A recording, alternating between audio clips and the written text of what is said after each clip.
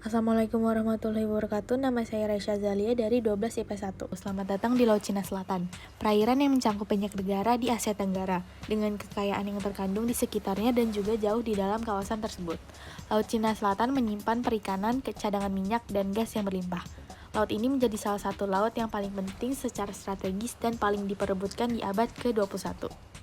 Konflik Laut Cina Selatan dilatar belakangi oleh adanya sengketa teritorial di Laut Cina Selatan yang diawali oleh klaimnya Republik Rakyat Tiongkok atas Kepulauan Spratly dan Paracel pada tahun 1974 dan 1992. Hal ini dipicu oleh Republik Rakyat Tiongkok pertama kali mengeluarkan peta yang memasukkan Kepulauan Spratly, Paracel, dan Pratas.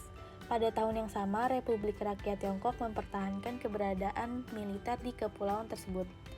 Dan tentu saja klaim tersebut segera mendapat respon dari negara-negara di ASEAN. Selama berabad-abad, Laut Cina Selatan memegang peran penting bagi keberlangsungan ekonomi di ASEAN. Sementara ekonomi Asia terus tumbuh dengan mencengangkan dalam 2 dekade terakhir. Stabilitas regional dan akses Laut Cina Selatan menjadi kepentingan global. Maka dari itu, bentrokan antara patroli Angkatan Laut Cina dan armada penangkapan ikan negara-negara tetangga berisiko menimbulkan konflik internasional. Berikut adalah beberapa alasan Cina mengklaim Laut Cina Selatan. Yang pertama adalah Laut Cina Selatan penting untuk patroli strategis kapal selam rudal balistik nuklir. Yang kedua, Laut Cina Selatan akan berfungsi sebagai zona penyangga bagi Cina jika Amerika Serikat melakukan serangan militer terhadap Cina daratan.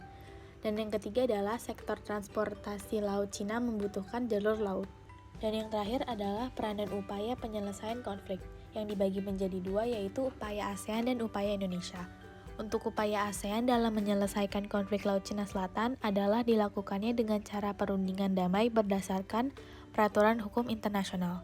Dan untuk upaya Indonesia dalam menyelesaikan konflik dengan menggunakan kerjasama ASEAN yang terlihat pada undangan negara ASEAN, yang disponsori oleh Indonesia kepada Tiongkok untuk menandatangani Treaty of Amity and Cooperation, yang merupakan sebuah kesepakatan negara-negara ASEAN untuk menyelesaikan konflik.